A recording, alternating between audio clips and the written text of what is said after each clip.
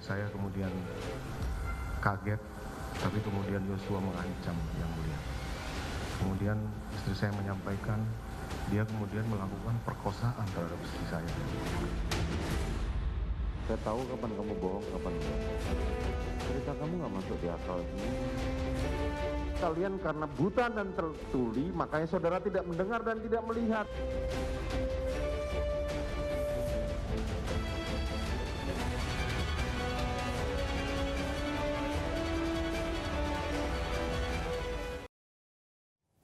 Kembali di Angus Pagi bersama saya Beriman Atenaya. Dan saya Asmina Tania. Pemirsa, informasi selanjutnya terkait dengan perkembangan kasus pembunuhan berencana Brigadir Yosua. Pemirsa, terdakwa obstruction of justice Hendra Kurniawan dan juga Agus Nurpatria menjalani sidang lanjutan dengan agenda pembacaan nota pembelaan atas tuntutan jaksa dalam kasus obstruction of justice Brigadir Yosua.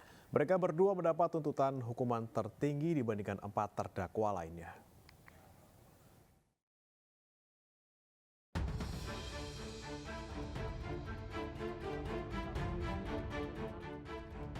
Mantan Karopaminal Divisi Propam Polri Hendra Kurniawan dan mantan Kaden A Propaminal Divisi Propam Polri Agus Nurpatria melalui tim penasihat hukumnya membacakan nota pembelaan atau pledoi di hadapan majelis hakim atas tuntutan jaksa penuntut umum dalam kasus obstruction of justice.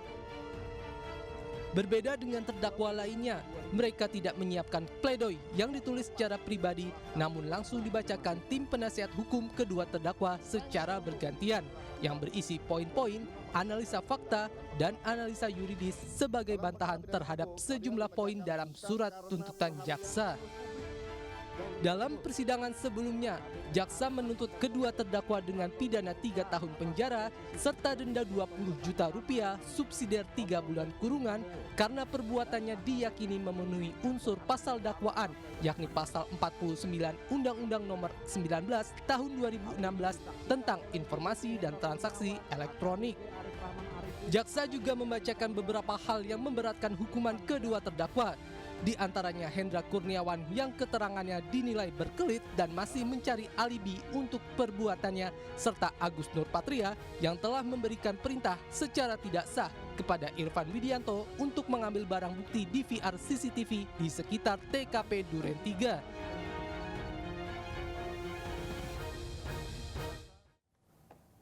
Terdakwa obstruction of justice Arif Rahman Arifin berurai air mata saat membacakan nota pembelaan. Arif Rahman bahkan menyinggung relasi kuasa di institusi Bayangkara yang membuat para bawahan sulit menolak perintah atasan.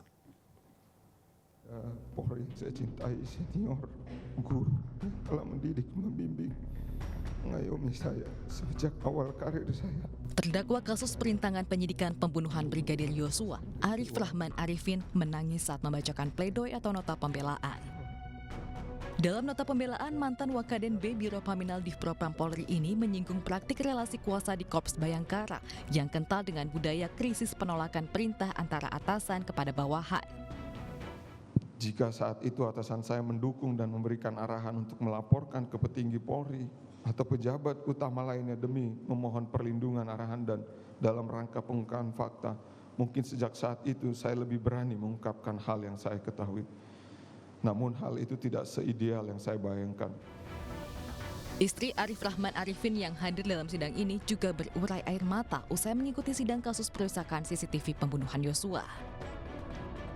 Saya tidak mengira bahwa akan tega dengan anak buahnya semua ini, menggeret semua dengan kebohongan dan menjerumuskan kita ke dalam jurang yang luar biasa dan menghancurkan, saya rasa bukan hanya menghancurkan karir, tapi menghancurkan kehidupan. Baik suami, tapi juga keluarganya semua saya rasa pasti juga hancur ya dengan adanya kasus ini. Nadia juga mengaku takut saat sang suami memberikan kesaksian yang berbeda dengan Verdi Sambo, serta mengusulkan agar anak-anak mereka bersembunyi karena takut.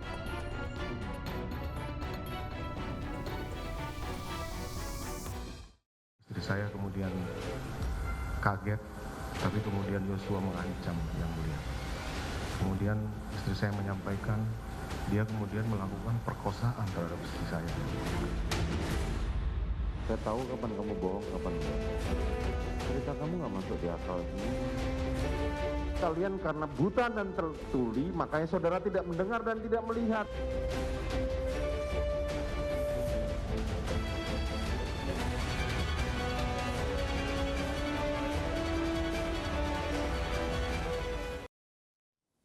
Pemirsa, silaturahmi politik terus dilakukan sejumlah partai politik. Setelah berkunjung ke Partai Golkar 2 hari lalu, kini giliran Partai Nasdem menerima kunjungan elit Partai Keadilan Sejahtera.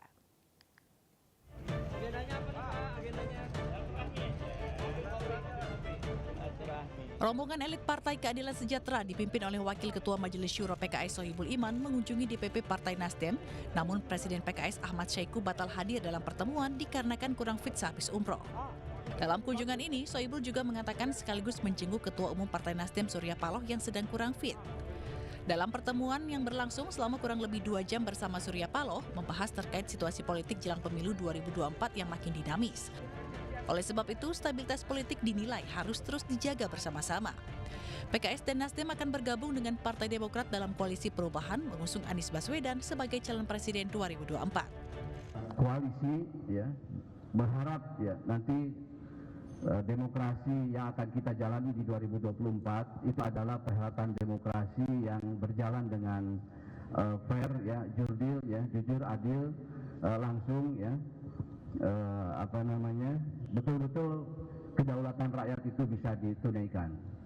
Nah, tentu yang ketiga juga tadi kami berbicara tentang bagaimana kami koalisi pendukung Anies ini bisa berkontribusi lebih besar ya bagi perbaikan sistem politik kita ke depan, perbaikan sistem demokrasi kita ke depan.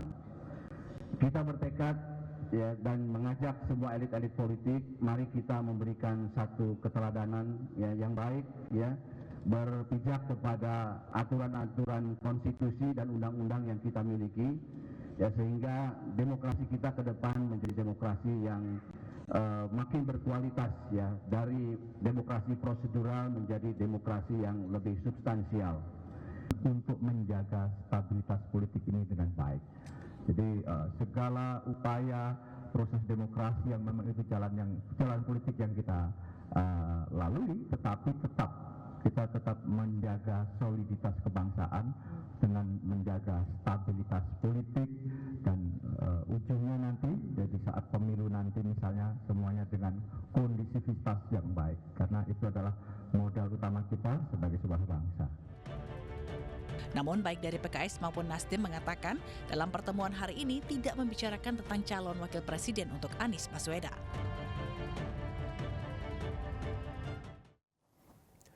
Setelah bertemu dengan Ketua Umum Partai Golkar, Erlangga Hartarto, Nasdem berwacana ingin bertemu dengan PDI Perjuangan. Merespon kode Surya Paloh yang ingin menemui Megawati Soekarno Putri, PDI Perjuangan menegaskan mereka berbeda pilihan soal pilihan Capres 2024.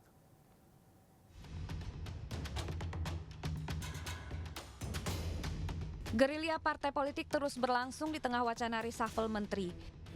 Giat Nasdem, warawiri sambangi sejumlah elit parpol mencuatkan ragam spekulan. Setelah bertemu dengan Ketua Umum Partai Golkar, Erlangga Hartarto, Ketua Umum Nasdem Surya Paloh, berencana bertemu dengan Ketum PDI Perjuangan Megawati Soekarno Putri. Merespon kode Surya Paloh, Sekjen PDI Perjuangan Hasto Kristianto justru mengungkit Capres Nasdem yang berbeda dari PDI Perjuangan. Ya, ini kodenya kan harus kita tangkap dulu. Kode ini untuk apa? Untuk kepentingan bangsa dan negara, untuk kode elektoral, untuk kode capres-cawapres, kan Nasdem sudah punya capres. Dan ini capresnya berbeda dengan PDI Perjuangan, karena pidato Ibu Mega kan capres PDI Perjuangan dari kader. Pengamat politik Burhanuddin Muhtadi berpandangan PDI Perjuangan akan sulit masuk dalam peta politik 2024 ala Nasdem tanpa adanya penjajakan. Itu menunjukkan bahwa Golkar atau Gerindra atau PKB masih dalam rencana Nasdem untuk peta 2024. Tetapi untuk konteks PDI Perjuangan sepertinya sulit karena tidak ada penjajakan sama sekali. Gitu. Jadi lagi-lagi pilihan tempat itu menunjukkan bahasa politik yang bisa kita tangkap tentang kemungkinan peta 2024 yang penjajakan saja. Pesta politik 2024 semakin dekat. Koalisi masih terbilang cair, manuver politik sejumlah partai semakin gencar. Selain Anies Baswedan dan Erlangga Hartarto yang kerap muncul dalam bursa Capres 2024, publik masih menanti kapan dan siapa Capres pilihan PDI Perjuangan.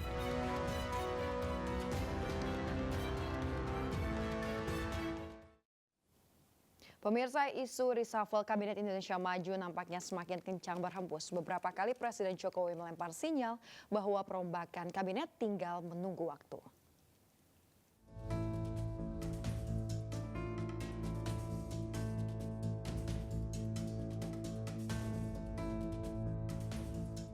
Pemanggilan sejumlah tokoh dan pejabat ke istana beberapa waktu lalu dinilai sebagai salah satu indikator reshuffle kabinet yang akan dilakukan Jokowi.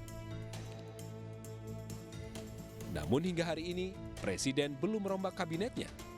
Nah, kalau kita lihat kebiasaan Pak Jokowi yang meresapel sejak periode pertama beliau, gitu ya, hingga sekarang itu sudah 7 kali resapel. Nah, kebanyakan atau umumnya itu memang terjadi di Rabu Pon. Tetapi pernah juga kalau nggak salah, tolong saya dikoreksi, kalau nggak salah itu pernah juga di hari Jumat. Kabar pergantian Menteri Kabinet Indonesia Maju bukan tanpa dasar. Salah satu sinyal reshuffle yang menjadi perbincangan adalah tidak hadirnya menteri-menteri dari Partai Nasdem dalam rapat yang digelar Presiden Joko Widodo di istana. Yang paling mencolok adalah ketidakhadiran Menteri Pertanian Syahrul Yassin Limpo dalam rapat membahas ketahanan pangan. Presiden Jokowi hanya memanggil Menteri Perdagangan Zulkifli Hasan, Kepala Badan Pangan Nasional Arief Prasetyo Adi, dan juga Kepala Bulog Budi Waseso. Saya ngurusi beras, ngurusi cabai, ngurusi telur, ayam, daging ayam. Kalau resapel itu punya haknya Bapak. Sebagai Mendak tapi sebagai ketum, Pak? Iya, semua ngurus itu aja saya. Beberapa pertemuan Presiden Joko Widodo dengan sejumlah tokoh di istana sejak awal Januari lalu juga disebut-sebut merupakan sinyal kuat perombakan kabinet. Di antaranya adalah Ketua Umum P3 Mardiono, Ketua Umum Partai Gerindra Prabowo Subianto, politikus PDI Perjuangan Budiman Sujatmiko, Ketua Umum Partai Nasdem Surya Paloh, dan yang terbaru adalah Ketua Umum Pimpinan Pusat Pemuda Muhammadiyah Sunanto. Meskipun tidak satupun dari mereka mengakui membahas isu perombakan kabinet. Dari Jakarta, Tim Liputan iNews melaporkan. Keinformasi lain pemirsa, Kejaksaan Agung memastikan akan ada tersangka baru dalam kasus korupsi proyek BTS 4G bakti Kemenkominfo. Sejauh ini Kejaksaan Agung sudah menetapkan 4 tersangka dan mencekal 23 orang dalam kasus ini.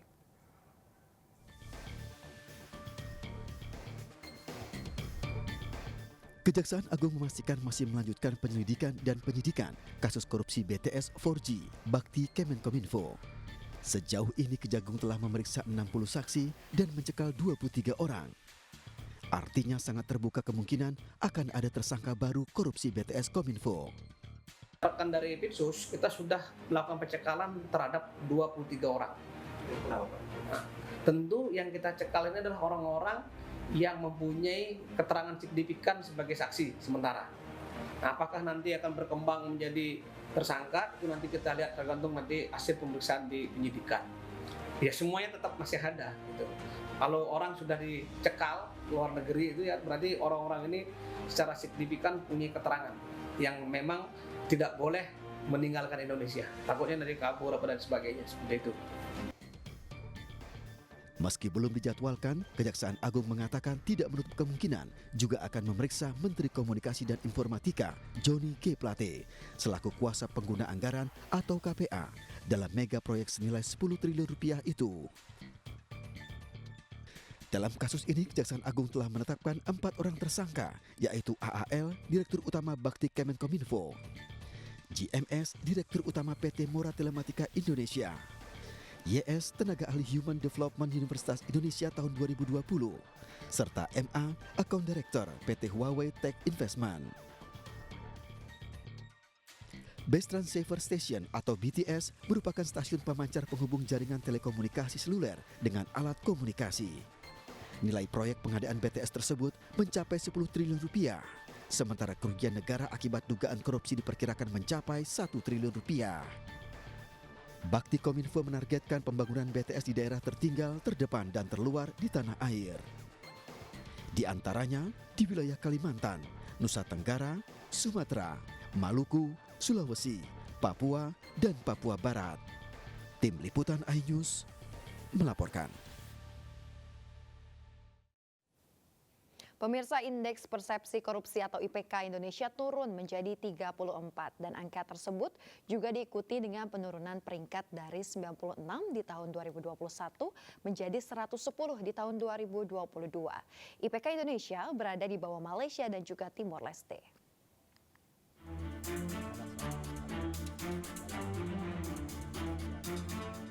Menko Polhukam Mahfud MD mengaku prihatin atas turunnya indeks persepsi korupsi Indonesia. Berdasarkan laporan Transparansi Internasional Indonesia, indeks persepsi korupsi Indonesia turun jadi 34 diikuti dengan penurunan peringkat dari 96 di tahun 2021 menjadi 110 di tahun 2022 dari 180 negara. Ini merupakan penurunan terburuk sejak reformasi. Apakah korupsi makin banyak? Bisa iya, karena buktinya kita nangkap orang OTT ya.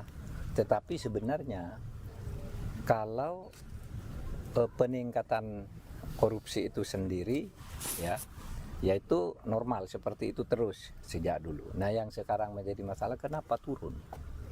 Itu bukan karena penegakan hukumnya di bidang korupsi, karena penegakan hukum itu naik. Sementara itu, Wakil Menteri Hukum dan HAM 2011-2014 Denny Indrayana berpendapat penyebab IPK Indonesia menurun sebagai konsekuensi dengan pelemahan KPK melalui perubahan Undang-Undang KPK. Selain itu, diobralnya remisi dengan dibatalkannya PP 99 tahun 2012 tentang pengetatan remisi yang menyebabkan napi-napi korupsi bisa kembali dapat keringanan hukum. Dengan kinerja KPK era sekarang, dengan undang-undang yang sudah disunat kewenangannya dan seterusnya, saya melihat KPK sekarang lebih mudah dipolitisir, lebih mudah diintervensi, lebih mudah kemudian menerima dan mendapat titipan perkara. Skor IPK Indonesia di level ASEAN berada di bawah Singapura dengan IPK 83, Malaysia 47, Timor Leste dan Vietnam 42, sementara Thailand 36.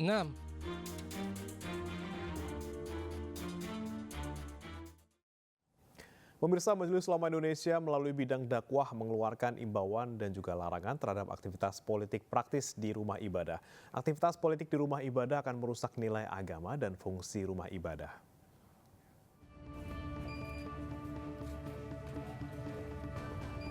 Ketua Majelis Ulama Indonesia bidang dakwah Khalil Nafif menyatakan menjelang bergulirnya pemilu 2024, MUI mengeluarkan larangan aktivitas politik praktis dilakukan di rumah ibadah. DPP Partai Perindo melalui bidang agama, budaya, dan moderasi agama menyambut baik dengan sikap yang dikeluarkan MUI. Sesuai dengan Undang-Undang Nomor 7 Tahun 2017 tentang Pemilu, telah melarang adanya segala macam kegiatan politik praktis di dalam rumah ibadah. Aktivitas politik praktis seperti kampanye yang dibungkus dengan dakwah atau ceramah di rumah ibadah akan merusak nilai agama, mengganggu kerukunan umat dan kenyamanan beribadah, serta menghilangkan fungsi rumah ibadah.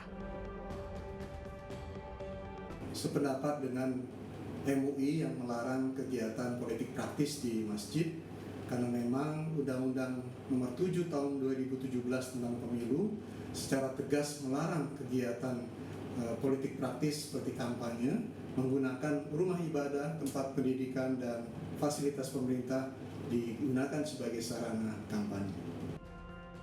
DPW Partai Perindo menilai politik identitas dan politisasi agama hanya akan melunturkan kesakralan dari agama dan rumah ibadah, hingga aktivitas politik praktis di pemilu 2024 harus dicegah. Dari Jakarta, Stephen Patinama, iNews melaporkan. Jelang Pilpres 2024, berbagai kegiatan sosial diinisiasi oleh relawan. Kegiatan sosial dan bantuan kemanusiaan digelar serempak Teman Sandi di Lombok dan Nusa Tenggara Barat dan juga Purwakarta, Jawa Barat. Di Lombok Tengah, Nusa Tenggara Barat, kegiatan diawali dengan bantuan kemanusiaan untuk lansia dan dilanjutkan dengan kerja bakti lingkungan. Kegiatan serupa juga digelar Teman Sandi di Purwakarta, Jawa Barat yang dibuka dengan kerja bakti bersama warga. Kegiatan ini selain bertujuan untuk menggalang dukungan juga agar terciptanya lingkungan yang sehat.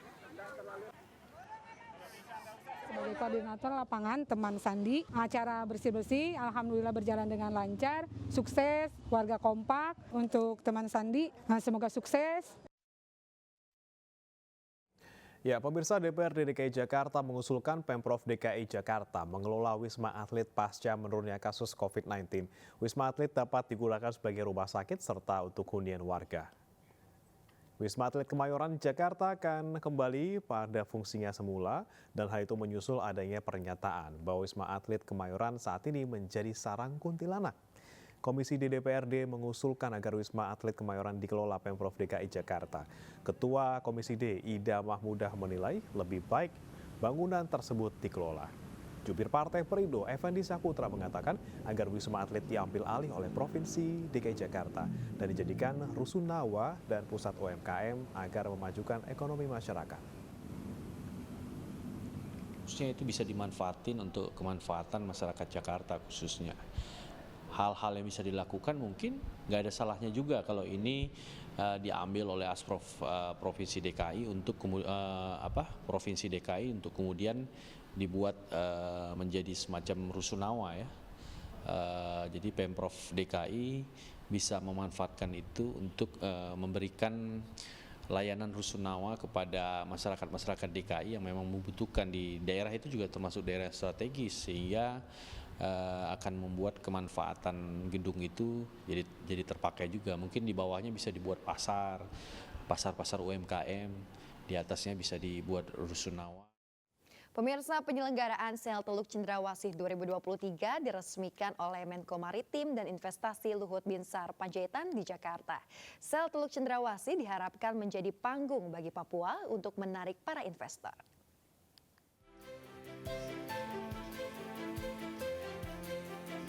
Menteri Koordinator Bidang Kemaritiman dan Investasi Luhut Binsar Panjaitan meresmikan penyelenggaraan Sel Teluk Cendrawasih 2023 di Jakarta. Sel Teluk Cendrawasih 2023 diadakan di 4 kabupaten di Provinsi Papua, yakni Kabupaten Biak Numfor, Kabupaten Warupen, Kabupaten Kepulauan Yapen, dan Kabupaten Sarmi dengan mengangkat tema memperkuat kedaulatan maritim Indonesia di Pasifik. Sel Teluk Cendrawasih ini akan menjadi rangkaian sel Indonesia yang ke-13. Kita patut berbangga bahwa setelah penyelenggaraan sel Raja Ampat 2014 dan PON 2020 pada 2022, lalu tanah Papua berkesempatan untuk menampilkan keelokan dan kekayaannya khususnya di 4 kabupaten tadi. Kegiatan Sel Teluk Cendrawasih 2023 akan menjadi panggung bagi Papua untuk menarik para investor. Dalam kegiatan Sel Teluk Cendrawasih tahun 2023 ini, kami kolaborasikan antara wisata bahari, seni, budaya, tetapi juga dengan potensi kemaritiman, karena kami adalah wilayah Teluk Cendrawasih adalah wilayah di Provinsi Papua yang merupakan beranda Indonesia di Pasifik. Jadi kami langsung berhadapan dengan Laut Pasifik. Puncak acara Sel Teluk Cendrawasih akan berlangsung pada November 2023 mendatang. Melalui Sel Teluk Cendrawasih diharapkan dapat meningkatkan kualitas dan kuantitas ekspor hasil kelautan.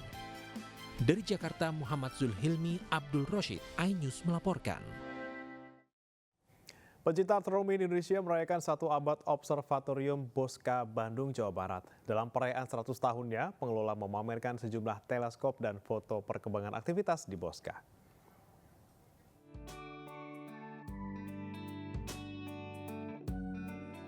Bosca, sebuah observatorium dibangun pada tahun 1923 oleh Perhimpunan Bintang Hindia Belanda. Tahun ini, Bosca genap berusia 100 tahun. Dalam ulang tahunnya yang tak lagi muda, pengelola Bosca menyelenggarakan sebuah pameran. Sejumlah teleskop, mulai dari teleskop besar Zeiss, teleskop Unitron, hingga deretan foto hitam putih perkembangan aktivitas Bosca dipamerkan. Jadi pada hari ini kami membuka beberapa spot pameran yang ingin memperkenalkan dan memperlihatkan bagaimana aktivitas Observatorium Bosca terutama selama 100 tahun ini. Jadi ada pameran di gedung Kubah Cais, jadi memang teleskop besar Caisnya sendiri yang sebagai objek untuk dipamerkan. Kemudian ada cerita-cerita sejarah di belakang pengadaan, kemudian aktivitasnya, begitu ya, evolusi dari pekerjaan yang dilakukan oleh teleskop Cais. Dalam momen bersejarah ini, Gubernur Jawa Barat Ridwan Kamil turut serta menghadiri genapnya 1 abad Bosca di Jalan Peneropongan Bintang, Desa Gudang, Kahuripan, Lembang, Jawa Barat.